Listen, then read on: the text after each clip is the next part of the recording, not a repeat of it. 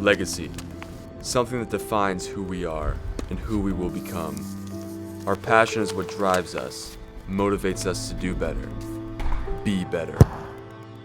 To understand the strength of the human body and its ability to overcome that which knocks us down and makes us weak is key. How can we expect to achieve greatness without work? Without drive, we are weak. Without effort, we are nothing. We are legacy. We are Nike.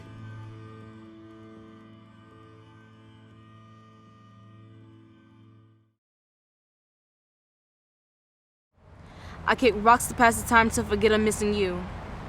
I try to sell these stories of the bad days, but nowadays I feel like time fades away. Now I'm the only one that doesn't remember your face. It seems like I'm the only one who's crying on the inside and screaming on the out. I'm the only one who's been space bound to you. My cries tell the truth. If I was in outer space, I'd be floating away trying to get to you.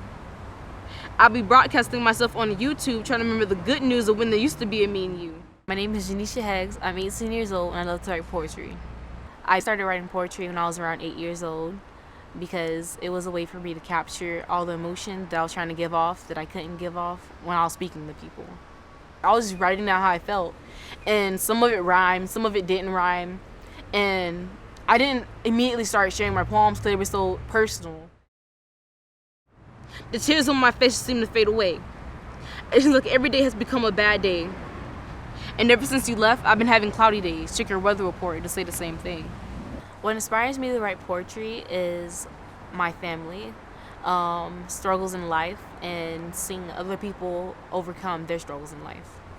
I grew up in a foster home. My dad died in the military when I was not even born yet. My mom, she does cocaine. She's addicted. I live at a halfway house for drug abusing people, which is kind of ironic because of my situation, but I don't do drugs, I don't drink, but that was the only place they could put me coming out of foster care. Dear Mom, I can only sing you half of it, the part of the song that my heart will allow me to sing. With a great big hug and a kiss from me to you. Won't you say you love me too? You see, Mom, yeah, I never had you around, but somehow that song still makes me smile. And if I had 1,000 years now, I would love you the entire time. And it seems like I have. When I was young, we had a great relationship.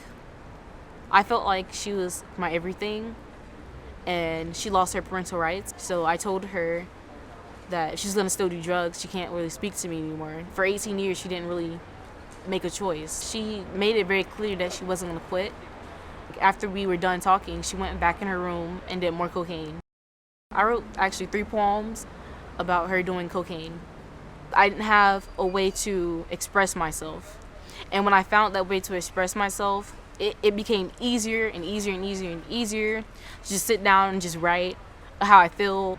I used to live in foster home. Because I was the oldest, I had to be the leader of the house. I had to be the one that everyone looked up to. One day, my foster sister came into my room. She found it and she started reading my journal. And she was like, yo, this is really good. When you start writing poetry. When I write, I don't just write for myself. I write for other people who go through the same situations that I go through. When I was 6, they found out I had cancer. It was really scary. At first, I didn't really know what it was. So I had to go through chemotherapy. And slowly, my hair started to fall out. I went through most of it alone.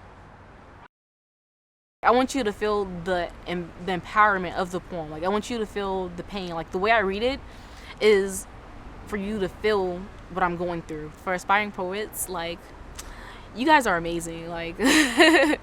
Don't let anybody tell you that you're not amazing, because you are. The fact that you can put your feelings down on paper or just write anything out on paper, that is completely amazing. And for someone to tell you that you can't do it, that's a shame, because I think you can.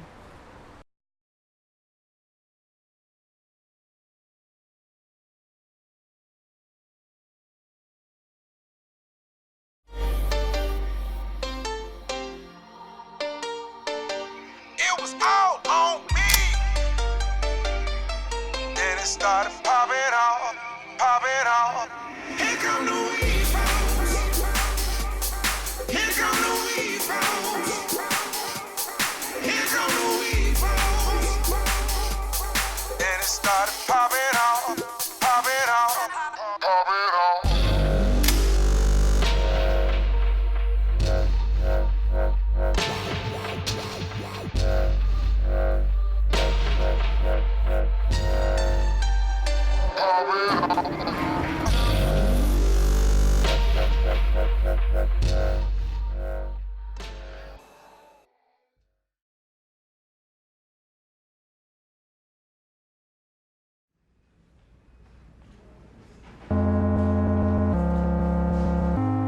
It's like a free time thing that I do. You know, some people, like, you know, watching TV or something like that, I don't consider it homework. It's not work to me to go home and work on 3D modeling or animating or something like that, because that's something I enjoy.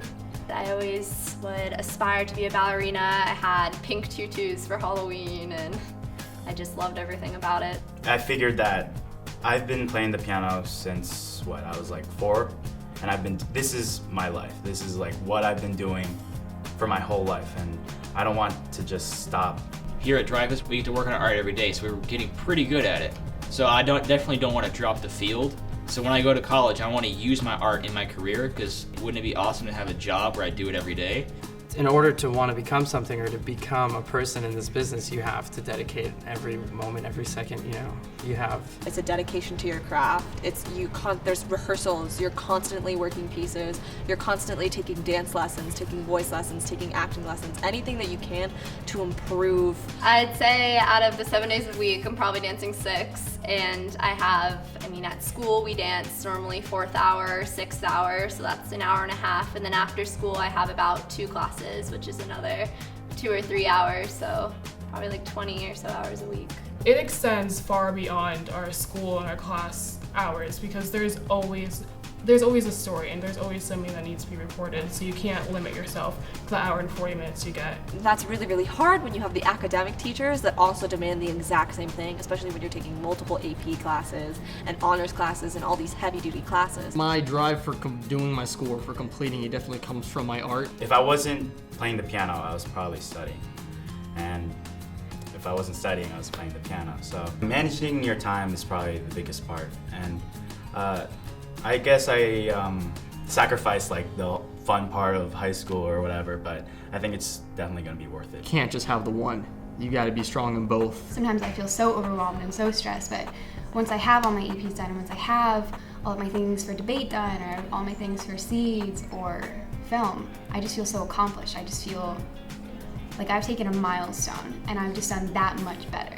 The experience here at Dreyfus is extremely real. A lot of people think that music is all about being really good, but that's only 10% of what music is. Music is entertainment, it's a business, it's an industry. So when we come around, we have gigs, we play out, we stay out late, we figure out how it is, People think that when you have a gig, you just put on a suit, you show up, you play, and you go home, but you have to email people, you have to talk to people, you have to market yourself and market what you do. That's really, that's what I learned here at Dreyfus, is really what the real world of music is like. It's exhausting. My summer piece I worked on for an entire month, and some days I would work for quite literally 13 hours. There's a lot going on here, and you have to understand things in a different level than you would in another school. So I remember grading my first batch of drawings thinking, these are all A's. How do you discern? They have to learn how to present themselves, both themselves actually and within their work. So when their work is out there without them standing next to it, it is saying what they want it to say. That's one of the strongest things about Dreyfus, I feel like, compared to other schools, even other art schools, is the involvement. I've really never not danced, so I wouldn't know what I would do without dance. If I don't pursue it professionally every single day, I definitely want to keep it as a career, a hobby. We tell the kids very honestly, it's a hard business. It's a very difficult business. It's a challenge. And you have to be willing to sort of eat, sleep, live, breathe it 24 hours a day, 7 days a week. We talk about arts integration all the time. We're constantly using the things that you learn in English, the things that you learn in math, science and math in the shop. All of that stuff comes into play. So really what they're working on here are life skills that will take them out into the real world. Because of Dreyfus, I know what I want. I know more about myself. Thinking about what I wanted to do, I just didn't want to be the normal at a desk, dreading for work to be over. I wanted my work to be part of my life and something, when I go to do it, it's not work, because I want to do it and it's fun. I want to be a part of something, and I feel like music is that door that can open that up. Sure, people are looking left and right, trying to figure out, where they fall in the mix, but by senior year, I think it's just a big celebration of each student's individuality, which is one of the most healthy environments ever. We really look at the student as a whole person, and how can we help them move out into the world in a successful way.